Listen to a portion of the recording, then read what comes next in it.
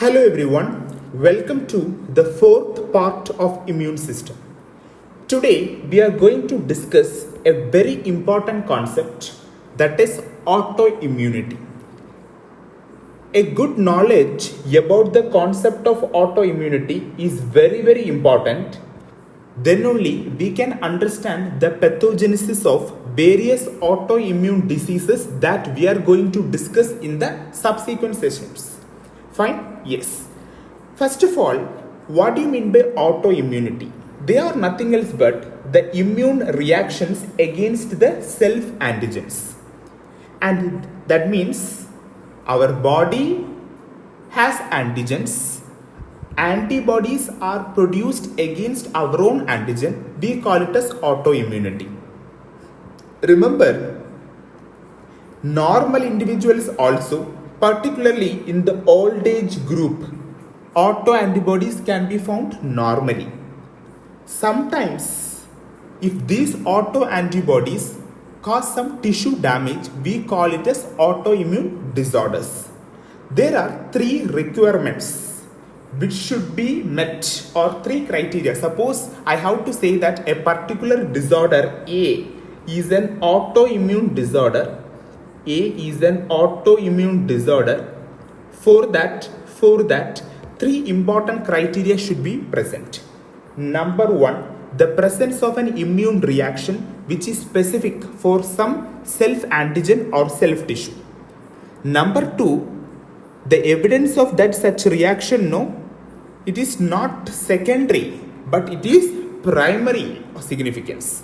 And third one, there is no other well-defined cause for the disease. These are the three criterias.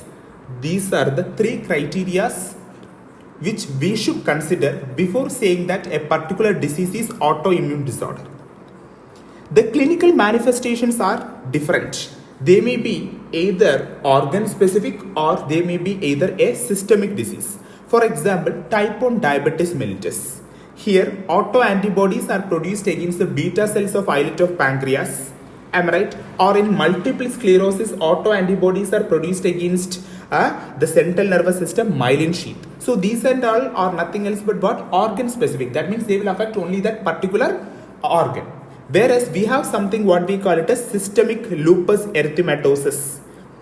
Fine, in which almost all the system, we have CVS clinical features, GI manifestations, CNS manifestations, am I right? Skin and cutaneous tissue manifestation. So that is why systemic lupus, at the name itself now, systemic. So it is a systemic disease.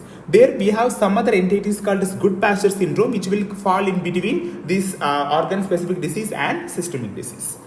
Before going to this, let us go through the classification of organ specific and systemic disease. In organ specific disease, we have autoimmune hemolytic anemia, autoimmune thrombocytopenia, autoimmune atrophic gastritis of pernicious anemia, myasthenia gravis and Graves' disease, and Goodpasture syndrome. All these diseases are mainly mediated by antibodies.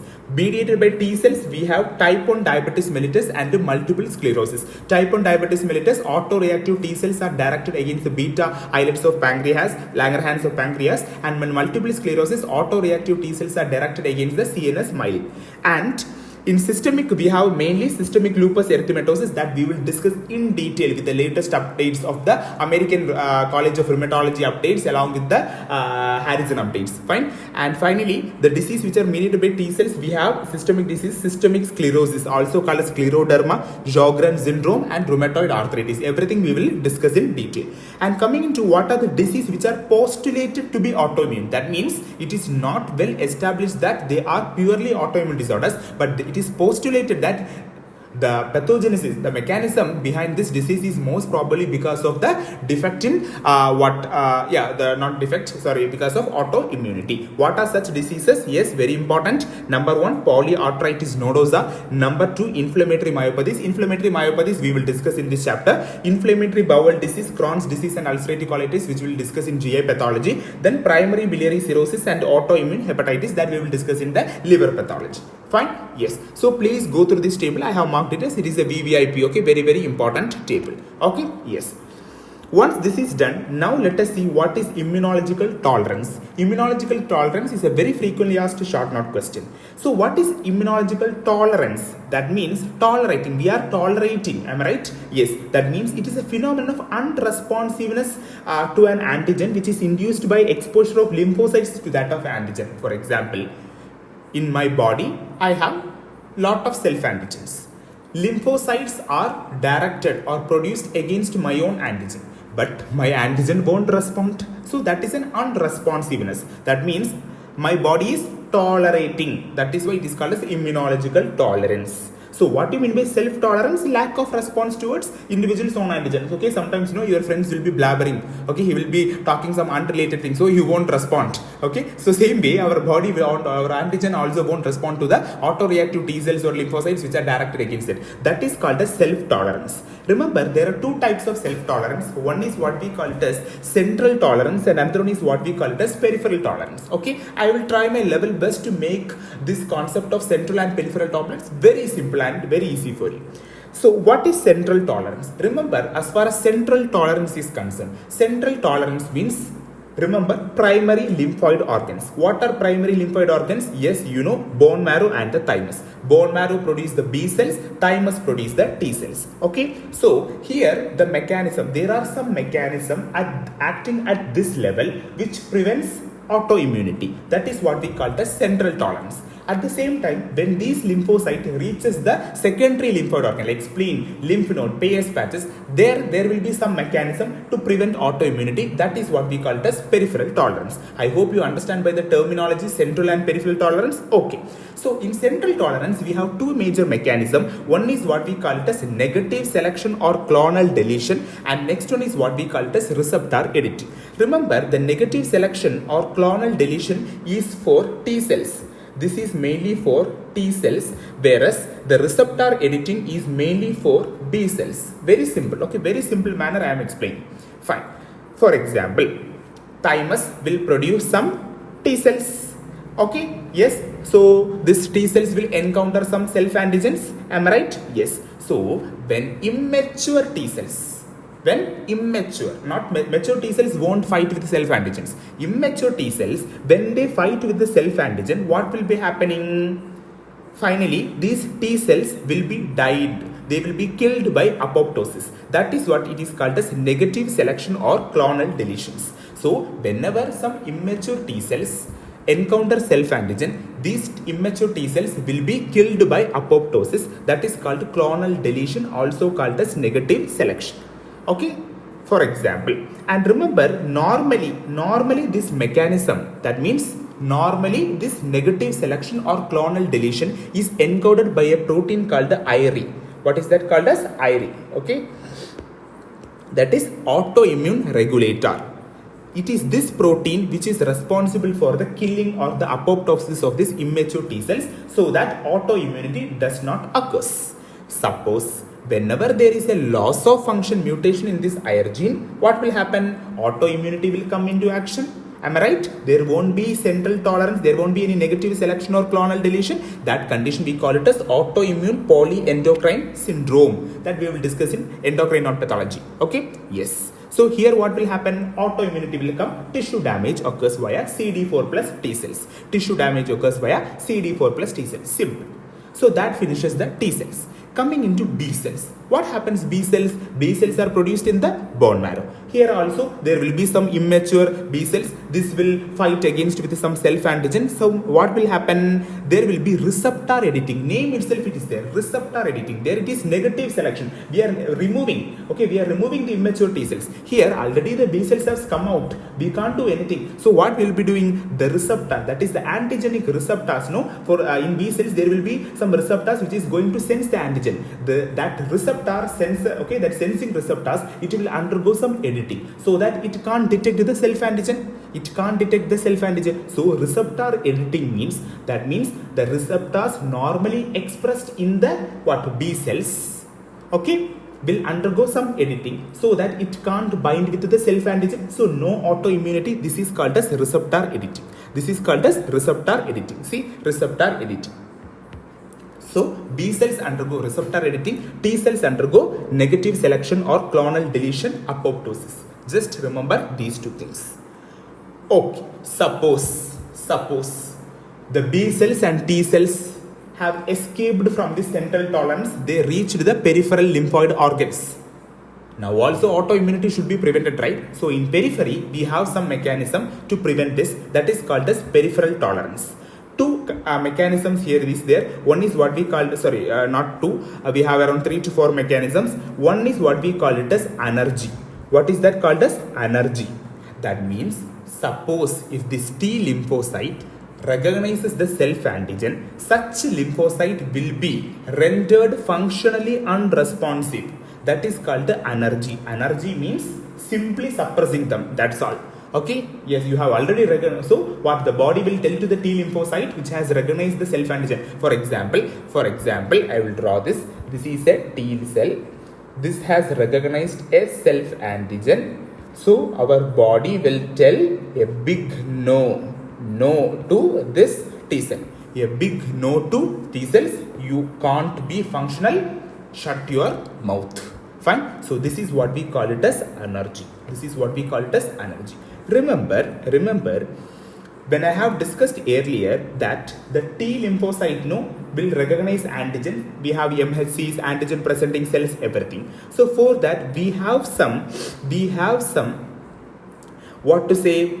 co-stimulator molecules. These co-stimulator molecules are CD28. This CD28 should bind to some ligand called as B71 and B72 on antigen presenting cells. Then only lymphocyte antigen interaction will take place. Suppose if the level of co-stimulator is low, co-stimulator, what is the function of co-stimulator? Simply remember that co-stimulator, that is CD28, this co-stimulator will increase the interaction between T cell and the antigen. Suppose if these co-stimulator levels are low, this interaction does not take place. So the T cell which has recognized the self-antigen cannot interact properly with the self-antigen. So they will be rendered functionally unresponsive. I hope you understand what you mean by energy and what is the role of co-stimulator.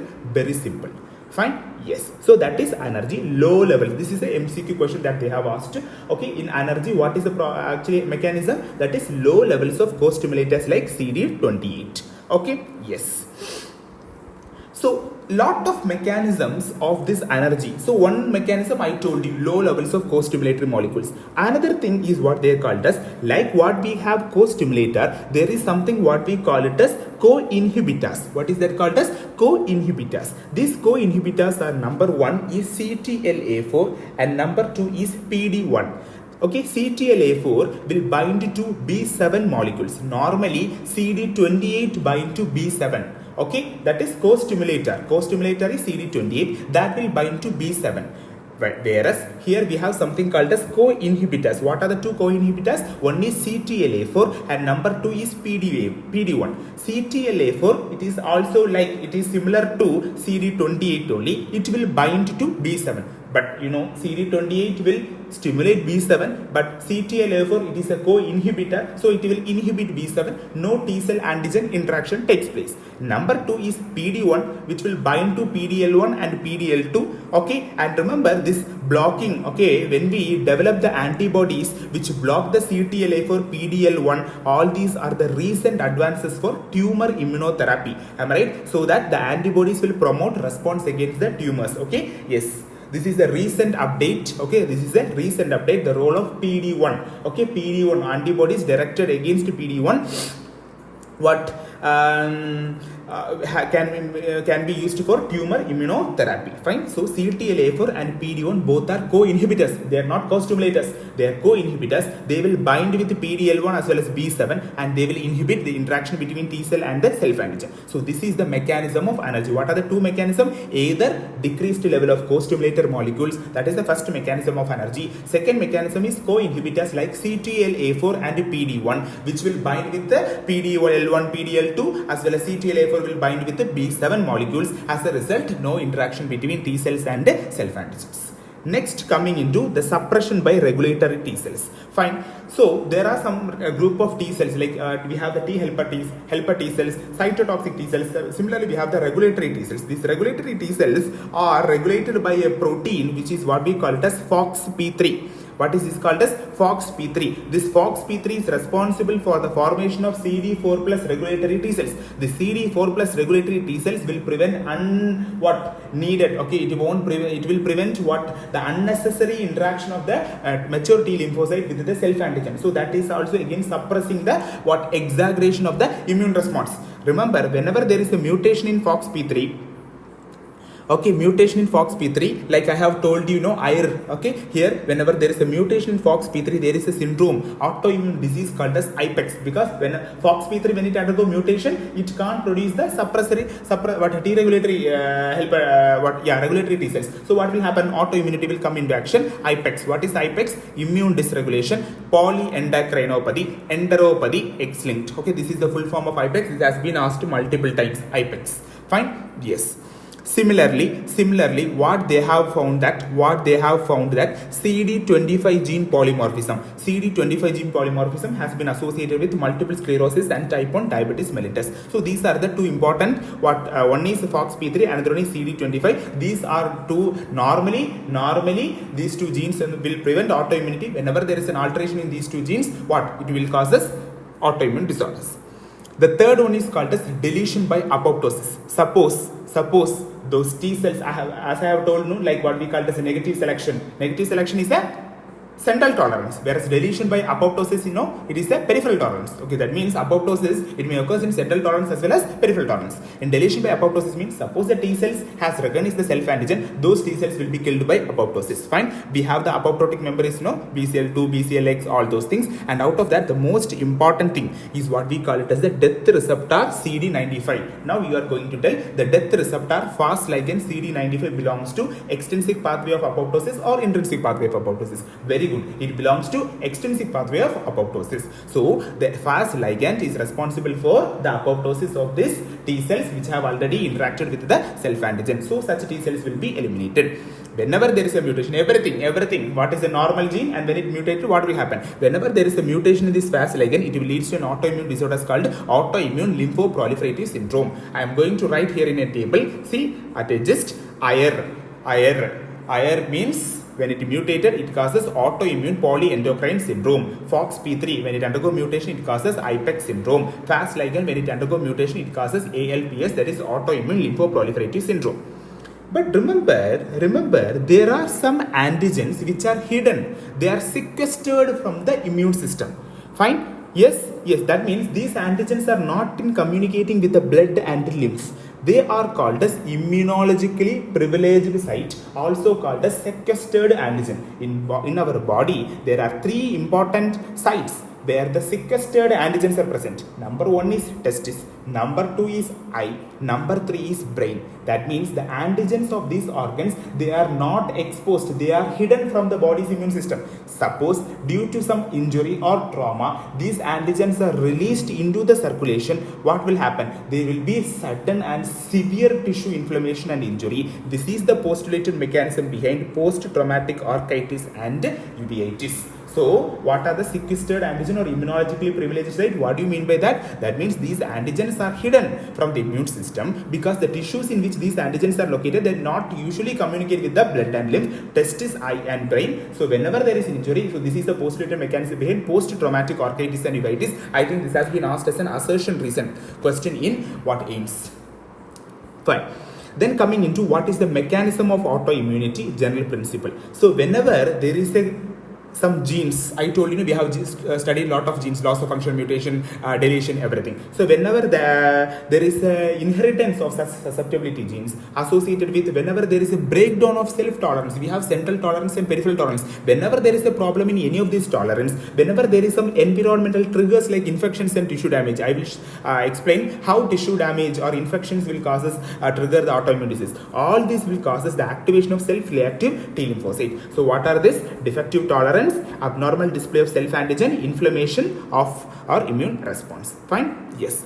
we have lot of, what is the role of this susceptibility genes? Okay, some people who have some special genes, they will be more susceptible to develop some autoimmune disorders. So we are going to see what are the association of HLA alleles and what HLA alleles with the autoimmune disorder. So some HLA alleles are associated with autoimmune disorder, some other non-HLA alleles are associated with autoimmune disorders. So two important tables I am going to discuss where you are going to just mug it up. Okay, yes. Now let us see the association of HLA alleles, and inflammatory disease. Number one, rheumatoid arthritis. Rheumatoid arthritis is associated with the HLA-DRB1 and HLA-DRB1. Type 1 diabetes mellitus is associated with again HLA-DRB1 or DQB1. Multiple sclerosis, systemic lupus erythematosus, all these are again associated with DRB1. So rheumatoid arthritis, type 1 diabetes, multiple sclerosis, systemic lupus erythematosus, all that means those people who have this HLA-DRB1 allele, they will be more susceptible to develop all these autoimmune disorders. Very, very important, HLA-B27 associated with ankylosing spondylitis, and another one is called as HLA-DQA1, which is most commonly associated with the celiac disease. Fine? Yes. So please remember this table. One MCQ they will ask from this. Okay.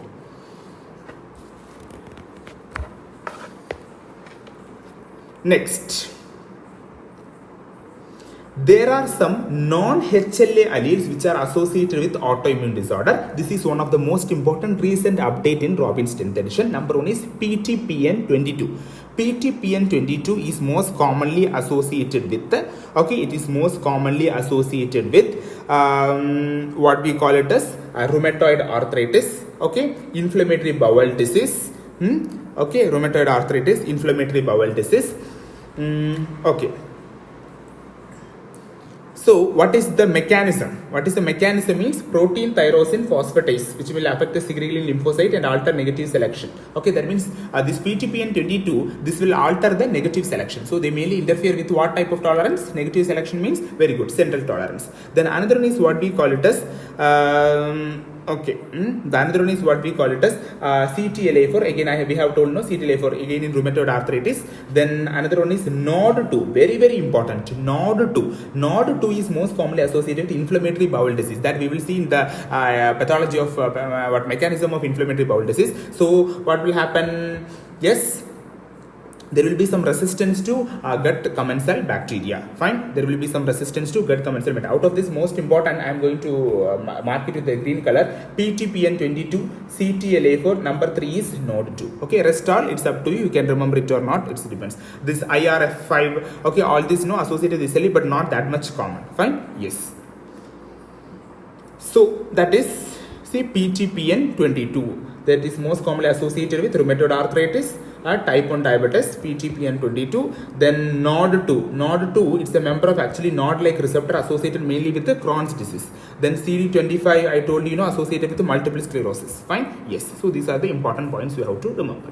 Then next I am going to tell how the infections and other environmental factors are going to trigger the autoimmune reactions. Fine. The two important mechanisms are there. Number one is induction of co-stimulators and number two is molecular mimicry. What do you mean by induction of co-stimulators? When the APCs present the self-antigen, there will be activation of co-stimulatory molecules, and this co-stimulatory molecule, I told you what is that? CD28, which will binds with the B7. So self-reactive T cells will undergo further proliferation and which will causes autoimmunity. Number two is molecular mimicry. That means in our body there will be some antigen. This will be similar to that of what we call as how the what we call it as rheumatic streptococcal, beta hemolytic streptococcus, how it causes rheumatic heart disease. The reason is because the streptococcal antigen resembles to that of the myocardial antigen. That is the reason. So the microbial antigen and the our self antigen both will be mimicking. So what will happen? The T cells will attack the microbial antigen, at the same time the T cell will attack our own antigen. So that it will cause us what? Tissue damage. So one is molecular mimicry and another one is called as induction of co-stimulators on APCs. Once again I am telling telling what do you mean by molecular mimicry? That means immune responses against the microbial antigens may result in the activation of self-reactive T lymphocyte, and this T lymphocyte is further going to what we call it as attack our own tissue. That is molecular mimicry. Best example is rheumatic heart disease, in which the antibodies is against the streptococcal proteins. So it will kill the streptococcus, at the same time it will causes damage to myocardium and causes myocarditis. Fine, I hope you remember this. Yes. Yes, similarly, Epstein-Barr virus, HIV, all these causes production of autoantibodies. HIV, the main problem is our immune system is going to attack our own cell. At the same time, it will. So, how it is going to attack the HIV? Whether it is attacking the HIV or not, but at the same time, it is going to cause more tissue damage to our own tissues. Fine. Yes. So, I hope with this we have finished the autoimmunity. So, I am once again telling. Just remember, autoimmunity means systemic organ specific. That table please remember. HLA alleles, non-HLA alleles, please go through that table, very important. HLA-B27 ankylosing spondylitis, very important. Once that is done, what is the mechanism? Central tolerance, peripheral tolerance. Central tolerance, we have what we call it as our receptor editing and negative selection or clonal relation. And peripheral tolerance, we have what we call as our energy, then T regulatory C cells and dilation by apoptosis. And then whenever there is a defect in this, whenever there is an environmental triggers or susceptibility of genes, these are the four proposed mechanisms for development of autoimmunity. So when they asked you about autoimmunity, please explain about, yes, what are the thing? 1, 2, 3. Yes, defective, tolerance, abnormal display and inflammation, and finally role of susceptibility genes. In the role of susceptibility, write HLA alleles and non-HLA alleles separately. Out of that, NOD2, remember NOD2 is most commonly associated with the Crohn's disease. I am writing here. Inflammatory bowel disease means we have ulcerative colitis and Crohn's disease, but NOD2 is most commonly associated with Crohn's disease. So I hope you remember all these things. This is very important. So I have tried my best to make it very easy for you. See, whenever there is a genetic susceptibility, there will be failure of self-tolerance, self-reactive T lymphocyte. Environmental triggers, APCs, co-stimulator molecules. Remember the co-stimulator molecules are CD28, which will binds to B7 normally. What are co-inhibitors? CTLA4 and PD1. PD1 will bind to PDL1 and PDL2. They are co-inhibitors. So whenever there is low level of co-stimulators or whenever there is high levels of co-inhibitors, what will happen? There won't be self-tolerance. So there what will happen? Autoimmunity will set in. So I hope you understand this topic, autoimmunity. This is a very basic topic. So in next session, we will discuss in detail about systemic lupus erythematosus with the recent updates from Harrison and the recent updates of American College of Rheumatology. Okay, thank you.